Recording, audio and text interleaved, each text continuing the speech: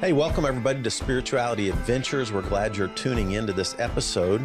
We are a viewer and listener supported podcast, so we really appreciate you listening, watching on YouTube. We really encourage you to subscribe to whatever platform you're using. If you're on YouTube, hit that subscribe button, or if you're on Apple or however you listen to a podcast, be sure and subscribe. We greatly appreciate it. Also, make comments if you like it and share it if you like it. We really need people to make comments and share the episodes that you like. And then also, if you're not already a supporter, we really would encourage you to go to spiritualityadventures.com and you can pick a tier, and we have bonus content for every type of giver. This is a nonprofit, so they're tax-deductible donations, but we do provide bonus content for those who are supporters. So be a part of the team, help support Spirituality Adventures, and we're so glad you're tuning into this episode. Hey, everybody. Welcome to Spirituality Adventures. Glad you're tuning into this episode. We have a guest that's been on several times. I was trying to think back. First time would have been, I think, in like 2021 when you were doing a podcast. We were Christian kids. Yes. Your friend Justin Randall. Calvin is a singer-songwriter. This is Calvin Arsenia. He's a singer-songwriter, curator of Greenwood Social Hall in Kansas City. One of my favorite people. Calvin, thanks for joining us. Thanks for having me. Adventures. Yeah. I'm so glad to be here. So much fun. A friend of mine from the cycling world who's also a musician told me several years ago I needed to meet Calvin. So I did that, and I've just appreciated your friendship through the years now. Yeah, it's nice. It's been longer. So for people who are new to Spirituality Adventures, or might not have heard the interview that I did with you in the past, which has been several years ago now, help give people just a little orientation to who Calvin Arsenia is, where you came from, some of the big cataclysmic changes in your life, and then we'll dive into what's been going on in Calvin's world lately. So sounds good. Last few years. Yeah. So my name's Calvin Arsenia. I'm a singer and harpist and multi-instrumentalist. I grew up as a worship leader in I would say medium-sized mega churches in the south side of Kansas City. I then became a missionary after I graduated from high school, moving to Edinburgh, Scotland, where I was totally infatuated by performance art and the community that surrounds that. And that was my first time being away from a strictly Christian community in my entire life. So I met new people and met myself in a new way. And then a couple of years after that, or a couple of years into that, decided to move back home to Kansas City, and knew that music was going to be a huge priority, and sharing my own songs and my own story was a spiritual practice as much as leading worship had been previously. Fast forward, I got signed to a local record label. I toured around the United States, made some music videos, have gained a lot of recognition for my work as a musician and as a visual storyteller as well, in how I present myself generally. I love to adorn myself. I was given some advice earlier on in my career to say that if I don't have the ability to decorate the whole room, then I should just decorate myself enough that it fills the room. Oh yeah, So, I like that. So yeah, I became the set of my concerts, and especially on the touring side when I can't order tons of flowers and things. And yeah, I love to play instruments. I started playing the harp when I was 20 years old. I was looking for harpists to be in my band. At the time, I was mostly playing guitar and piano. but was really inspired by Joanna Newsom, Bjork, and Florence and the Machine, and really wanted a harpist to be in my band because I've always just wanted to be a bit more opulent than I ought to be. And I grew up in Kansas. I'm kind of a Kansas boy in a way, although my family is from Central Virginia, rural Central Virginia, so super country is where my family comes from. Um, and so I've got a lot of influences, having spent some time in Europe, having spent some time traveling the United States. I've also toured pretty extensively with Quixotic, which is a Cirque Nouveau company here based in Kansas City, but they also work all over the world. And I performed in a cabaret at a really swanky hotel in Miami, Florida, and I've played with them as far as Homer, Alaska, sharing both original songs and my interpretations of classics. So, um, and then fast forward again, um, we get to the pandemic. I'm stuck in Kansas City, and for the first time in my life, seeing all four seasons through the same window, and that was quite an experience to watch the daffodils and the violets and um, the dandelions and the clover, and how they all kind of take turns sharing the spotlight throughout the year in the yard. Um, I decided to just stay in Kansas City, although I was kind of on a trajectory to leave pre-pandemic.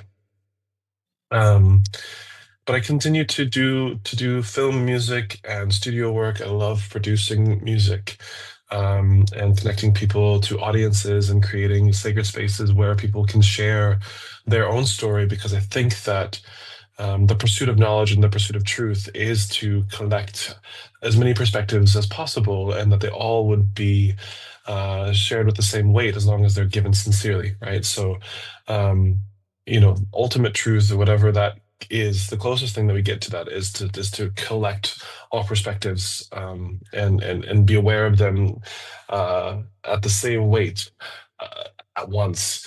And that's impossible to attain. We'll never get that. But I think by sharing stories, and especially those that are the least common or the outliers, by studying the outliers and their experiences, our experiences, that we get closer to truth and to empathy and to sharing notes so that we can make less, so that we can make less mistakes, or at least that we can try to avoid to make the same mistakes over and over again, as far as dealing with one another in an emotional way. And the last 2 years, I've been the director and curator of Greenwood Social Hall, which is a space that I was already really intimately acquainted with. It is the place where I filmed my Toxic music video for Britney Spears' Toxic. I also had my first solo recorded concert there. That was back in 2017. That's the space that the record label saw me for the first time, and it was a sold out show, and I performed there over the years after that, when my friend was the director, Peregrine Honig. And I think something that she gave me was dignity to say that I was enough, that I had done these kind of more elaborate, immersive kind of, for lack of a better word, gimmicky kind of shows where there's a lot of decoration. But she said, you are enough. You don't need to do that," and encouraged me to do the concert there at Greenwood. And so I, in that same spirit, have invited friends and new friends from around the country and around the world to perform in that space, now that I've been there producing concerts. And what's really remarkable about it is that it's small enough to feel full even with a small audience. Um, and and it's a pin drop listening room. The bar is basically closed, like when people while the performance is happening. um, and it's really microscopic and very attention, like very um, it's very easy to have a deep connection with your audience there as an artist, and vice versa as an audience member. And as I've performed in maybe thousands of rooms in my lifetime, it became very apparent to me um, that you could perform the exact same songs and the exact same fervor for a um, in two different rooms, but the one that's set up to be focused is where the impact happens. And so, why would I want to spend any of my time singing in front of an audience who are not prepared to receive the work that I've dedicated my life to? Because singing at parties or background music, or even at festivals or things like that, where there's so many distractions and the seating isn't geared or to facilitate that experience, and it's that exchange between the artist and the audience that makes me wake up in the morning, because again, it's that exchange of truth, and so to be able to like hone that the design of the room and the lighting and the bathroom experience and the ticketing, and to make sure that every party involved feels dignified and invited to be there, has become something that is another art form in and of itself, and something that I take a great deal of pride in. And so I get to share that experience with other artists, like I said, from around the world. Recently had my friend from Scotland, Sarah and Paula, over, who you interviewed as well. So people should go back and listen to that interview. Um, and I had my friend, Egyptian musician Rami Assam, who's currently based in Finland, but had him come and do a show as well. And so, as well as other people from all around the United States, Anna Moss, and local favorites as well. So I just dignity has become a theme. Empathy has become a theme. Making sure that everyone feels like they are invited and welcomed and valued in the space makes the listening experience that much better and that much more effective, and fosters a lifelong relationship between these artists and their audience. So that's who I am. Yes. Excellent. I am a huge fan of Greenwood Social Hall, and I think since you've started curating that as a venue, I certainly been the place I've gone to the most concerts in Kansas City. Like, Yeah. second maybe would be the Blue Room. But yeah, I love it. I encourage everybody to, if you're in Kansas City or visit Kansas City, check out Greenwood Social Hall. Yeah. And love it, love it. So one of the things that I admired about you, Calvin, is your creativity. And it seems like you have a boundless amount of it. And it's like, I don't even know how to describe it other than it's an energy that's a part of your being. And it seems, and so I'm curious, do you have habits or rituals that stir and stoke creativity? Is it something that just comes natural and you don't have to stoke it? What creates the fire in you? And when I think of creativity, I think about evolution and energy and love, and how we're all a part of a creative evolutionary process that I don't even fully understand, but I like to try. But it seems like creativity in so many ways. I mean, you're singer and songwriter, music writer, collaborator. Where does that come from? Do you have habits and rituals that enhance that? Give us an insight into your creativity. Yeah. I think it all is a little bit different. But I will say that the commonality within a lot of my creative work is that there's a problem. And then I like to create the solution. And so like with Greenwood, like I was saying, like the problem is like I can't sing over a talking audience. It actually physically has damaged my voice. And I won't do that anymore. And so I can't perform in places, or I'm unwilling to perform in places where that will cause me physical harm. Um, so the solution is make it an like a really make it so attractive to have a focused space to perform music in, right? And to sustain that and to offer that to other people is the concert series, right? I don't know of any other space in Kansas City that is as focused as it is at Greenwood Social Hall. And so that's one of the reasons why I'm so passionate about it, right? So the solution, the creativity now is like, how do we keep this going? I'm in the process of purchasing the building right now, to protect it and to preserve it as a mainstay in the community. Um, I think about my concerts, like like when I came back from Scotland, I had gone to and participated in the Edinburgh Fringe Festival, which is one of the largest performing arts festivals in the world. It's what I was attracted to become a missionary there, to be around artists and in kind of a global hub of performing artists. And the energy there is just kind of is really it's sticky. It's gorgeous. It's wild. It's funny. It's not so serious, but then it's also super heartfelt. And I wanted to be around those kinds of people and to love on those people and to share the love of God with those people. And in the process, learned a lot of other things too. And when I moved back to Kansas City, Kansas City is not necessarily known for its experimental art scene.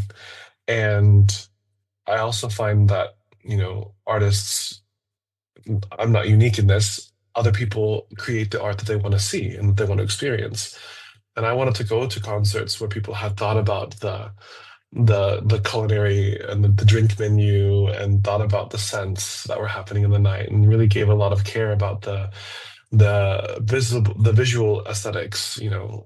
My first large concert album release show was November 13th of 26 no yeah 2016. And I had hired a bunch of my friends to help me. Actually, no, actually at that point they were volunteering. It was a Tuesday night in November under the beaver moon, I believe, the full moon, and we had costumes for everyone and makeup for everyone, and had dancers and a stilt walker and a string quartet that played the intermission, and my well, actually they played Piaezu because I had to sing that obviously, and like I just wanted to have all these different things to tell the story of accepting myself, and so each song had like another visual element. I think a part of it too is that I've spent some time in my life working as a teacher, and one of my most profound teaching experiences was working in a Montessori school that was really encouraging to meet the children where they were, and so really taking into account learning styles, so if they're visual or audio or kinesthetic. And learning styles was not just about how to study for a test. It's how information is processed in that person, and that's something that carries on through the whole lifetime. So I think another impetus or another like launching point for the reason why my work is perceived as being more creative, is that I want to make sure that every person in the room feels like they are getting a story that was written for them, or at least like there's an accessible passageway into this experience. My father is super kinesthetic, and because of that, he had a really hard time paying attention in church. And going to church with him was rare. He rarely would go to church with us, but several Easters he would come. But I also watched him just tinker on the car and tinker on the lawnmower and tinker on whatever was broken around the house. And so I understood, even though he never told me that, but just observing him, that I realized that his auditory information gate was not as open as his hands-on physical doing things gate. And so being a musician, the main way that music is presented is 100% auditory, and even there's so many concerts that are done in bad lighting. Like like you have to think about these things, because some people like when we go to a concert, the concert itself would be much like the music itself is much better on a recording where you have like the studio and it's like, you've got all the noise from the street and all the people like gone. It's like there's no room noise. It's like you've been able to tweak and kind of whittle away and spend months kind of making this perfect musical expression. But what do you get in a live setting that you're not going to get on a recording? A lot of that is visual, a lot of that is scent, a lot of that, and regardless of if you are aware of it. Um, but it's really, but those are the things that are making the live experience different and potentially better than listening to a CD in your car or at home. So when it comes to how I am thinking about, what is the problem? How do I make sure that people who are like my father are also having a good time here? Right. And so then there are things that are moving or things that you can interact with that let that those people feel like they also are having a show that was catered to them. Um, so I think I'm gonna put a pin in that because I could talk about that forever. Yeah. Yeah. And I love another thing I've noticed about you that I admire is your generosity towards other musicians, the artistic community. It's like you're not, sometimes you run into people who are kind of always all about themselves and promoting themselves and feel like other people are in competition with them, and then they get jealous and all these kinds of dynamics that can go on in all kinds of worlds, not just the music artist world, but I mean, CEO world, pastor world, you name it, whatever world you're in, that dynamic can happen. You show such a beautiful generosity towards fellow musicians in Kansas City and abroad, all the places you go. Like, where does that generosity of spirit come from? And how does it connect? How does it stoke creativity as well? Yeah, I think like, I often describe myself as just having a very thirsty brain. Like I just want to know and I want to feel and I want to be understood and I want to understand people. I think I have uh as a predilection, is that the word? Like I have a propensity to want to know people's backstories and like how they got here and that's like from a anthropological standpoint. I don't know. I just love music and I love storytelling and I love the feeling of being um, caught up in somebody else's skin and their story and something that music. I mean, and we'll get into like we had maybe to talk briefly about some of the things I'm thinking about and kind of exploring right now, and telepathy tapes being one of those things. And so, what are these things that are amorphous or that are intangible? What is that makes me feel in somebody else's song or poetry or voice or a combination of sounds makes me feel what they're feeling? Like I'm obsessed with that. I love that. And so and everybody's story as the dichotomy or the fact that as people share, the more specific the detail and the observation in poetry, the more universal it is. It's kind of this like paradox, right? It's like as we share our most honest experiences that feel hyper specific to our own self, the more likely I believe that feeling is universal. Mm. And so as I'm listening to music and as I'm as an audience member or whatever, like that's the stuff that I'm really nerd out about Mm. is like noticing the details and like and putting on somebody else's perspective and feeling like what is life like to be you in that moment. And I do that with my own work too. Like, there's songs that I still sing today that I wrote 8, 9, 10, 12, 20 years ago, and I try to remember what I was going through in that moment that made me sing this song, that made me write this song, and pay homage to a former self, because I might not feel that way about that situation now the same way, but that was an honest yearning, and I want to honor that time. Mm. Mm. I love that. Another theme that you mention often is transcendence. Yeah. Dig into that word a little bit in what you're talking about, because I've heard you often even say you want to curate transcendent experiences. Yeah. Yeah, it's something that you can't quite describe, right? Right. But it's something that especially in the church, like I was so familiar with and maybe even arguably addicted to, is like this kind of heightened euphoric, um, it's what makes time feel so slow. It's what sticks these things into your memory. Um, I used to lead a lot of worship and go to a lot of worship concerts and worship nights and stuff, and did a lot of improvisational music where we would read the Bible and sing it on the spot hours, for hours and hours over the course of years.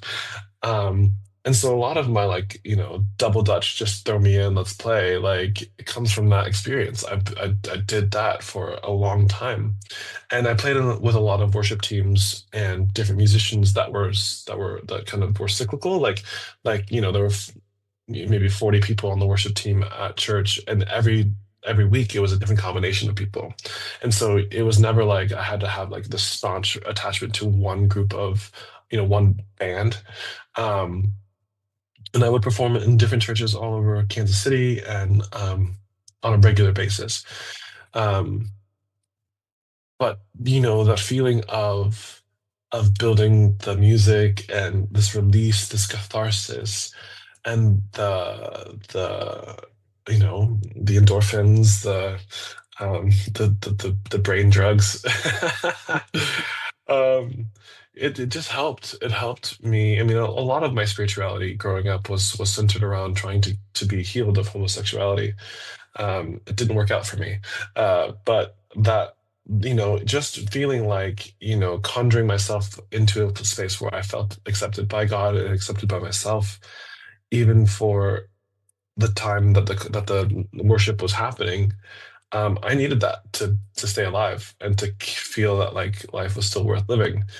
Um, and to be able to now experience that feeling, um, in a system, in a device that is totally removed from shame, feels a lot more healthy for me.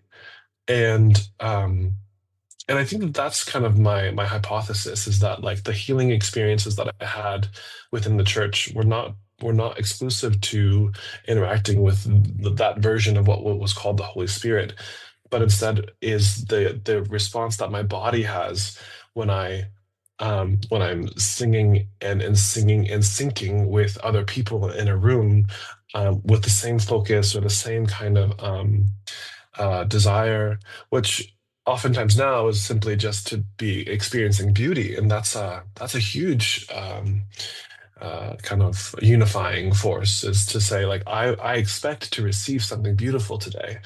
Um, is a totally different energy than what we often, pump our gas or like, like go to the grocery store. Like you don't go in there anticipate. So yeah, anticipation is a big thing. Anticipating something beautiful, Mm.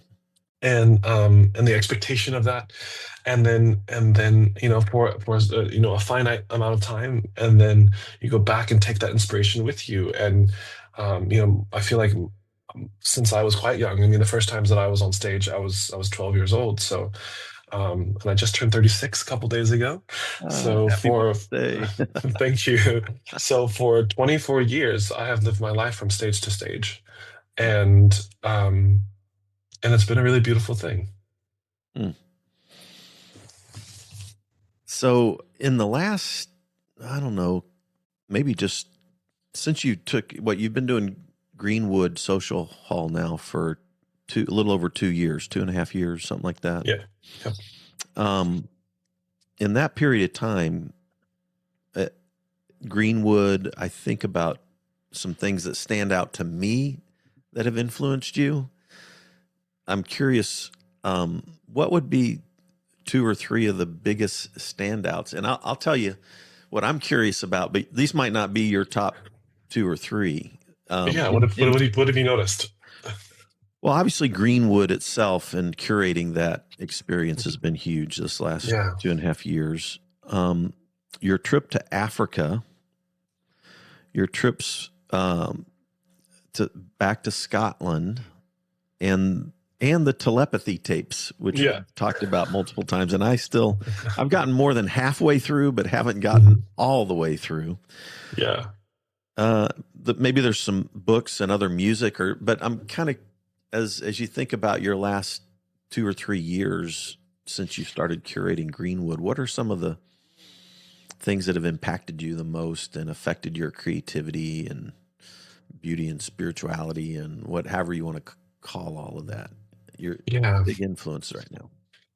Yeah. So, I think one thing that especially in the last, 3 or 4 years, um, I just started reading a lot and listening to a lot of audiobooks, which has been really amazing. I think there was a time where I was really into um, listening to, like again, thirsty brain, right? So, so a lot of my study has to do with civil rights and the Black experience. A large part of that because I feel like that story. Um, I grew up around a lot of white people or people who identify as white, and I felt totally safe and comfortable in the places that I grew up in, and that's a double-edged sword, maybe. Grateful for the people I grew up around.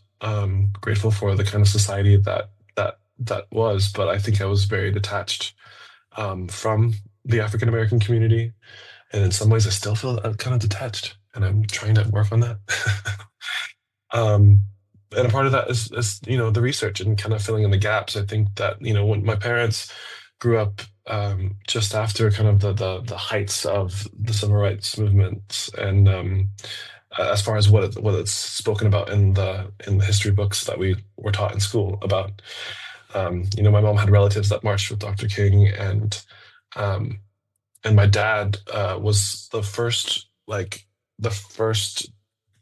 kids that were able to go back to public school after they closed the public schools because of integration in Central Virginia.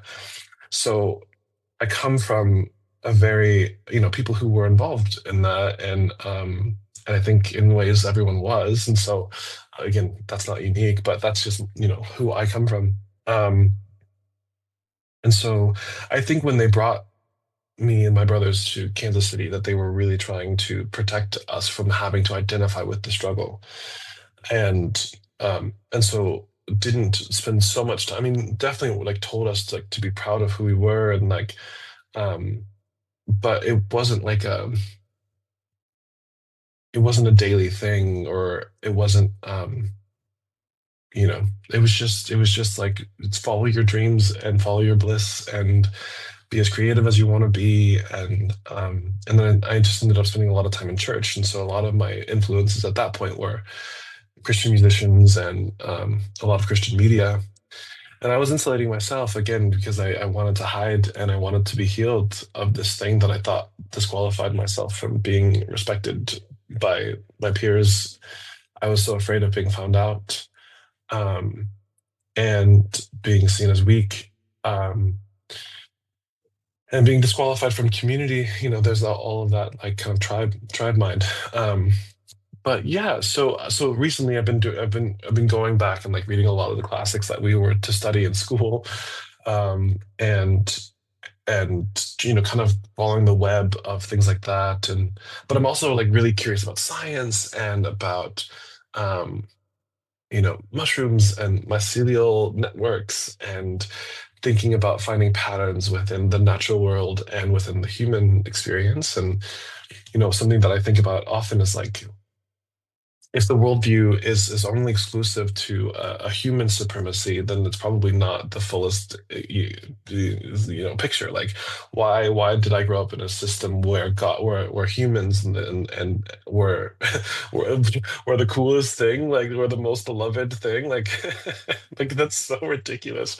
Like, if you study the animal kingdoms, like there are way more interesting things that are worth like sending your son to die for than like us. Like, we're so gross. Like. So I just I feel like, my spirituality and like my worldview, I was like, I'm also like constantly trying to find just what is the broader picture and what is the broader pattern. um I've been thinking a lot about like witchcraft and manifestation um and spell work, and aligning your heart to through ritual to find synchronicities, or to be more open to inviting the things that you want into your world, which relate is really related to prayer, in how it looks. It's just I'm not requesting that from someone anymore.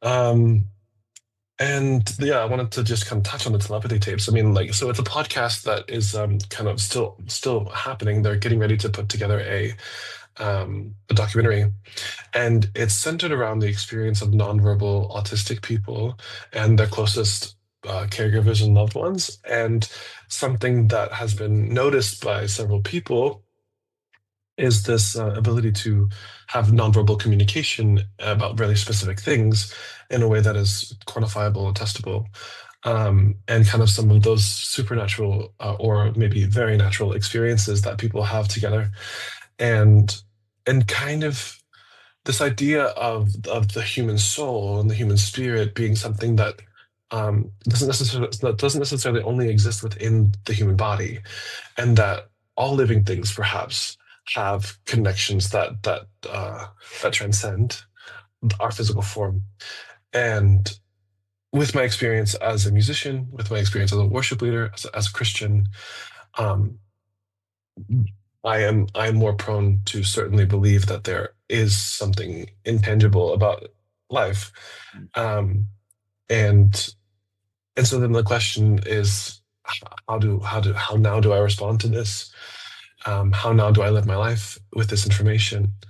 And I think it's a really beautiful lens um, to explore through the stories of differently abled people who, especially in a time um, where autistic and autism has been kind of villainized in ways where some of our federal government makes decisions trying to avoid, um, or is positioned to avoid autism, um, and kind of fear mongering, using that condition to sway votes, as if autistic people aren't beautiful, or aren't beautiful in their own way, and that their minds aren't great, And so this podcast has been really beautiful to hear of more experiences of people who are thriving, who have autism, and ways that some of them might be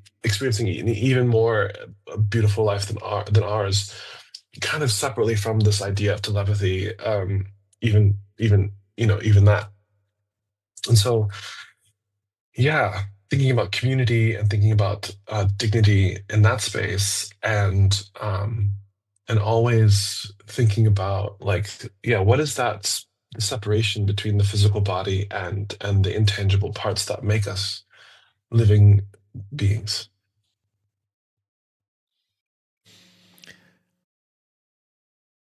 Telepathy tapes. Hmm. What? Yeah, because it's fascinating. So there's this energy that our bodies have, right? I mean, just from a scientific, evidently, I've even heard that like the energy even can be measurable about 15 feet outside of our own body. Yeah, that's the aura, right? Or another way to describe that. Yeah, yeah. Um, and then in these nonverbal humans, they have developed capacities to communicate, receive information, and give information in ways that are what would we would almost call it psychic or Hmm. prophetic, or there's all Yeah. kinds of other words that we could put around those experiences. And so sometimes it's like, are we all talking about the same exact experience and using different word banks to describe them when we're talking about the gifts of the spirit, when we're talking about magic, when we're talking about psychology, and we're kind of mincing words, Mhm. or using a different kind of verbiage or colloquialisms or surrounding those experiences, but they are all very related. Um, yeah, and I just I like a world where there are no special people, but that we're all kind of special, and that supernatural is very natural, and that the gift is being alive, is being here, and in that sense, like there's no gatekeeping. Like we all have access to this broader, beautiful experience being here on planet Earth, and not, which is in contrast to the way I was raised, where the whole desire, the whole dream was to leave Earth and go to heaven. Right. But I think we would be really, really missing out on the opportunity that we have in physical flesh to experience what this planet has to offer. And I fear that a lot of what's taking that from us is, the capitalist society, of the capitalist patriarchal society that has us kind of spending all the time doing things that are not natural, that are very unnatural, or whatever that word would be, unnatural. um, and I don't have a solution to that, but I'm keeping my mind and eyes open to it. How do we spend our lives enjoying our our experience in the most natural way possible? And who are the systems, the artists, the teachers, the schools, the places on planet Earth, the animals, who are also in flow with that desire, and I just want to hang out with them. Mm, mm. I love that. I love that. So, your trip to Africa was what, a year and a half ago or two, Yeah. something like Hmm. that? It wasn't this November, but it was the November before. Um, yeah. What what stood out for you on that trip, and how are you continuing to process it? Yeah. So that was my first time to the continent of Africa. I went to Senegal, which is West Africa, for those of you who aren't maybe familiar. And it is the most west uh, point in Africa.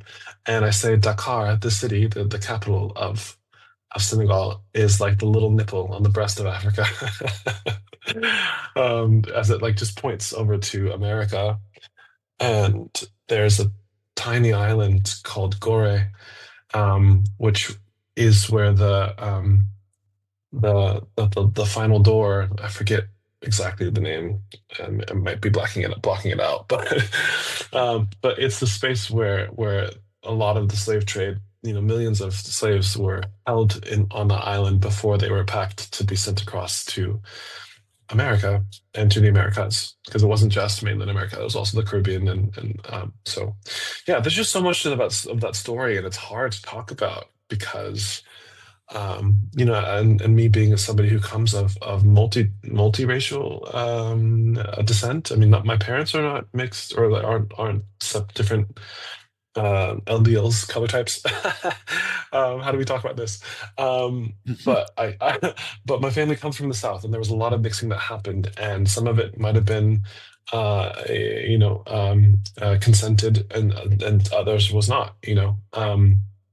But I come from people who are quote unquote light skinned for multiple generations, and I think that there's also some stories in within that community that haven't been talked about, because again, my mom said that she had a hard time like that she wasn't necessarily always invited or felt welcomed in uh, darker complected family in darker complected parts of society, and also was not welcome in what would be described as white people in society. And so there was a contingent of people who were kind of mixed in her experience, that were experiencing a different kind of prejudices and whatnot.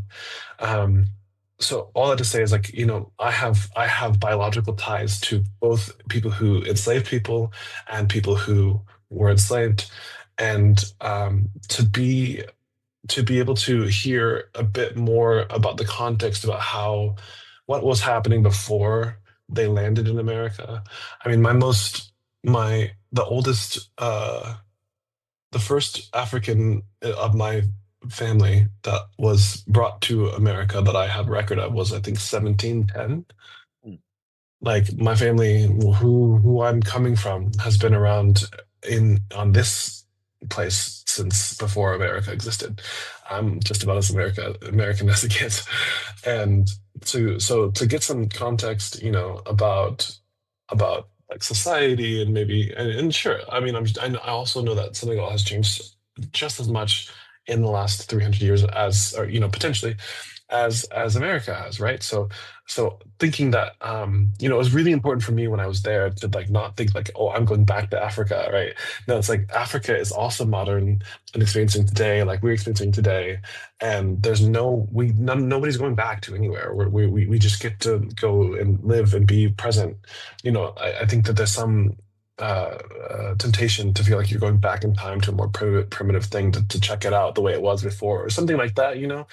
And so it was really beautiful to just walk around and see people carrying baguettes and wearing Tupac t-shirts, and like we went to go see a movie that was really amazing, and it was totally in French, and I studied French growing up, and to be able to, like, talk to people and kind of, like, I don't know, just kind of see where y'all at right now. And one of the biggest takeaways was, I think I was surprised at how aware and proud of African Americans that some of the people that I met in Senegal were.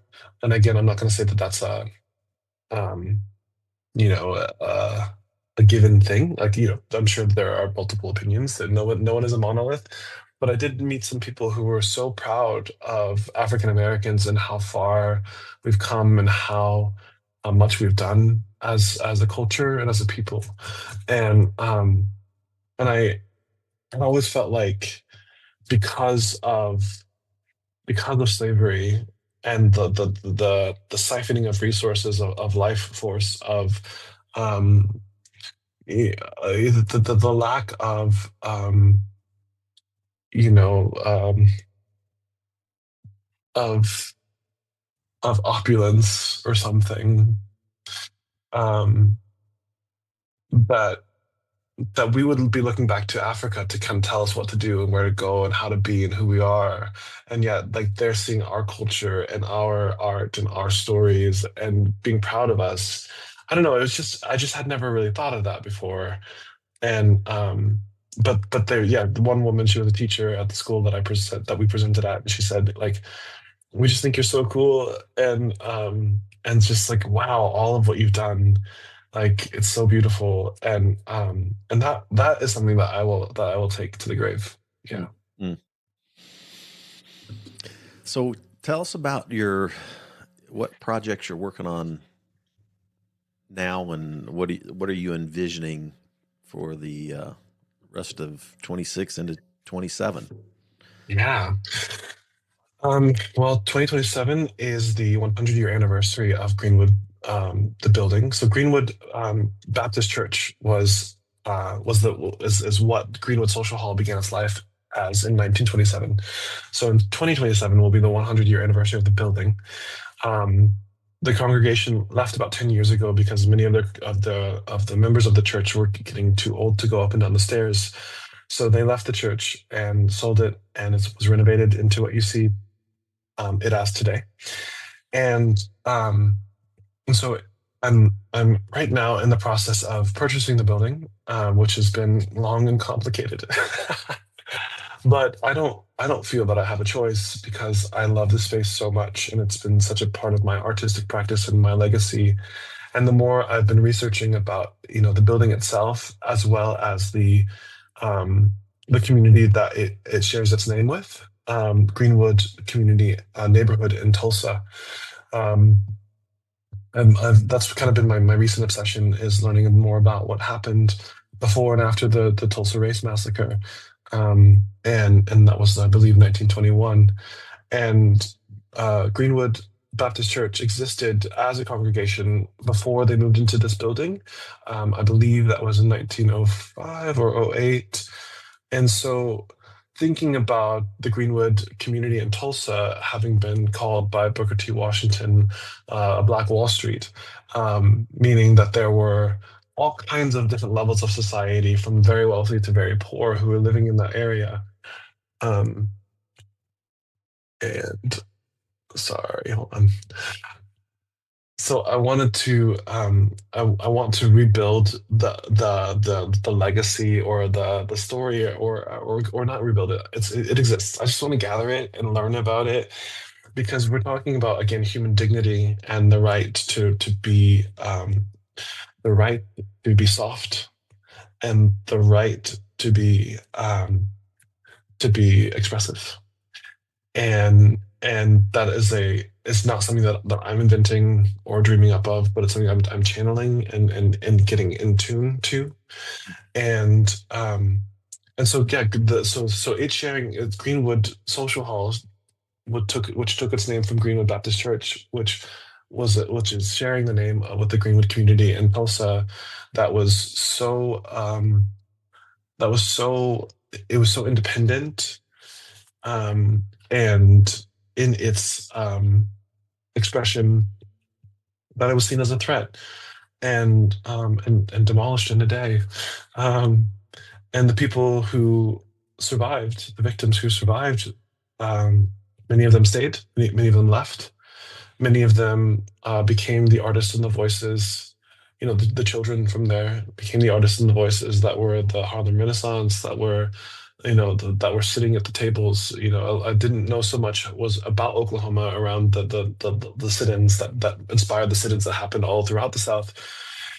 There's a lot that came out of the Midwest, out of the heartland, and when it comes to human dignity. And I feel that I'm just a part of. I'm a little scale on that fish. I'm just a little glimmer in that rainbow, a little glitter on the cheek of the face of that movement. But I want to be a part of that, and a part of that. I'm a flake of paint on the canvas. But I think that there's something to be said about having a space where, in Kansas City, where African American people of all kind of racial expressions, women and queer people, have a space where they don't have to be a clown, or uh, you know like tokenized, to participate in the thing that everyone else is already doing, which is like sharing your story in a dignified way. Um, And so I feel like it's my pleasure to connect with other small venues in the Midwest, because it's also like it's a logistical issue, being that, a lot of major artists will tour up and down the East Coast, a lot of major artists will tour up and down the West Coast. There's larger communities that are closer together, that make that more uh, what's the word? Advantageous to tour. And for an independent artist who is living in the Midwest, it's really hard to travel from community to community and to make a career out of that. And so I think the broader work is, preserve and get the building, to purchase the building. I am going to be announcing some fundraising efforts. I'm looking for investors. I'm looking for grants. I want to secure the ownership of the building. I want to help get the building restored, and develop a fund for that. The staircase is crumbling. There might be some foundation issues that need to be dealt with. I just want to make sure that it's as protected as possible. I want to create, or if I can help right now it's a staircase up to the sanctuary, so there is not an ADA accessible entrance. So that's something that I'm also interested in improving on the building. Um, and then, yeah, just setting it up to be a space that's available to share stories. Not only do we have concerts, I mean, that's kind of what my wheelhouse, but we have community events there. We have parties, we have dance events. We host a monthly ecstatic dance and a monthly tango. We've also hosted the Oddball Hoedown, which is an inclusive square dancing community with a live band, and they play fiddles, and it's awesome. And there's just like, it's a community space, it's a social hall. And so 2027, I'm going to be putting on kind of a series where I would like to invite architects and scientists, African American architects and scientists, to talk about the impact of African Americans in those spheres as well. So kind of a speaker series. Um, I just got a projector and a screen, so I want to also have a film series where we watch films and kind of discuss things together and eat really nice popcorn. We're going to be having a lot more kind of group dance, kind of like, more like a club night experience that I'm kind of working on right now. Um, and so that's what I'm doing with the building, with the space. And if you or anyone you know would like to help me make that dream come true, please reach out. You can reach out through the website, greenwoodsocialhall.com, and get updates on the mailing list there. And I'm also working on my new record, Yeah. which is really exciting. So on my side of things, I haven't put out a record in a couple of years, and that's really unusual for me. But I have been a little bit busy. But since the time I was 16 up until the time I was 33, I had basically put out at least one album of original work per year. So I have a lot of stuff out there, um, and and so I have not written a single song yet for the new album, but I'm collecting language and books and stories and thoughts. Something that's really fueling this new album to me, I think, is like, I want to be really honest about where we are right now as a society and as a species, and where I am right now. Um, I think this album could feel a bit more political, but in the human sense that politics is how we exist in relationship to everybody else on planet Earth. And I think that we're gaining quite an interesting perspective right now about how we relate to other humans on planet Earth, in the midst of yet another war, in the midst of all these climate crises, in the midst of another round around the moon, and seeing this blue marble kind of for all it's got to offer. And I think that life on planet Earth is like such an incredible experience. And so, yeah, I want to sing about that. A lot of my former records were more about interpersonal relationships and romantic things, and disappointments, or good things. And um and I just feel very I feel very open in my wise old years to sing about other things now. And yeah, I'm really excited. So the plan is to have the new record out sometime in October, and I will be definitely giving you updates about that as well. Very cool. I look forward to it. By the way, your website, just calvinarsenia.com, um, that gives you access to a lot of the music projects that you've done. Yep. Does it, So does it on the have music links? page, Yeah. yeah, so you just go to calvinarsenia.com/music. Most of the records that I still have access to, because Yeah. I've lost a couple of them. Oh, wow. Yeah, it sucks. But all the music that I have physical, or like, the files of, I've uploaded a couple of months ago.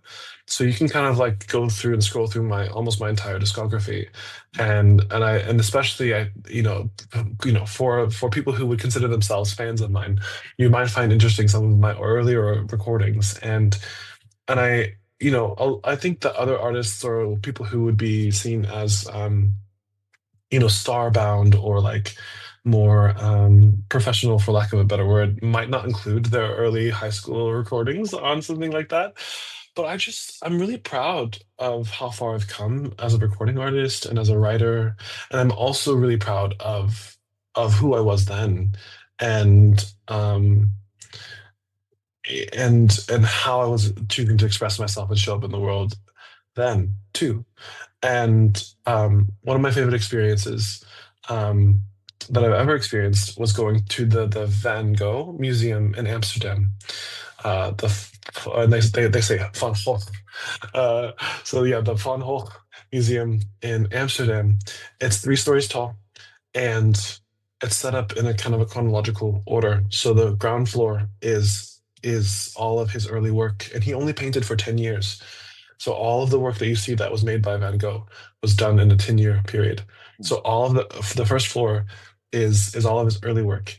And it's, a lot of sketches. It's very cartoony, very thick, kind of outline borders, very expressive. But like I would say, more like an illustrator kind of looks. Then the second floor is kind of his study years, and so you see him exploring like Japanese ink. Here, he's making paintings that are more like a classical style, like Rembrandt, and studying light in this way, and he's doing covers. Like really thinking about like, in a musical way. He's recreating other people's work and studying the way that they did that. And then the top floor, if you could make it, because the first two are already quite a large body of work, and if you like him, it could be exhausting. I was totally tired. But when it got to the third floor, what I saw was his more popular and more notable and more the stuff that we know of his work, right? And the pieces up there, you see him returning back to himself and returning to some of those more cartoony, illustrating lines and the expressiveness that was in his early work, but this time with even more skill and even more intention.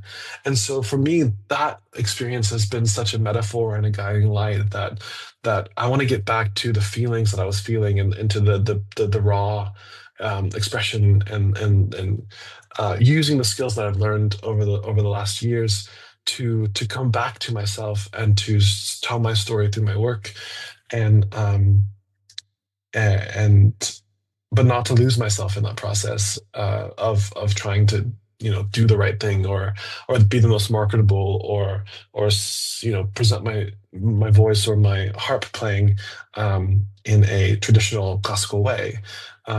Yes, there is beauty in recreation and in recitation, and being able to do the same thing exactly the same over and over again. But it's about finding your whimsy and refining your whimsy and finding your whimsy. And I'm excited to be back in the studio and writing some songs to share. Thank you for being here. Thank you for the gift I think you're such a gift to Kansas City, and I am grateful for our connection through the years. Yeah, and it's fun to think forward a little bit. I look forward to the new album. Mm-hmm. I thought you'd already been writing some songs on it. So I have some songs, but they're not pinned to that board. You know what I mean? Yeah. I have to figure out what I'm going to wear first. Oh yeah, there we go. The aesthetics of it, and then you fill it with words and music. Yeah. Well, beautiful. Thank you so much for being on Spirituality Adventures. And yeah, folks, check out Greenwood Social Hall if you're not. If you've not been there already, I promise you, I've been blown away by the quality of the musicians that show up there and perform both locally and from around the world. It's just been an amazing experience for me, and it's become one of my favorite spaces. So thank you so much for curating that. And I'm going to be sending out some good vibes for you acquiring that space permanently. Thank you. And thank you. The fundraising and all of that needs to go on. So I'm joining you in in that project. So thank you so much, Calvin. Appreciate you. Thanks everybody for tuning in to Spirituality Adventures, and look forward to seeing you next time. Hey, you made it to the end. Thanks for listening all the way through on this episode. By the way, if you're not already a supporter, go to spiritualityadventures.com, sign up for one of our monthly supports, and you will receive our bonus content. You'll receive lots of interesting information about our guests. Many of our musicians will do special bonus songs and record a song. So I want to encourage you to do that. Thanks for listening. Thanks for watching. Be sure and subscribe. Be sure and share any of the episodes that you like. And be sure and make comments if you like them as well. This helps us get Spirituality Adventures out there to more listeners, more watchers. So whatever platform you're using, subscribe, like, share, make comments, and go to our website, sign up for our team, and be a part of the team support. Thank you so much, and we'll see you next time.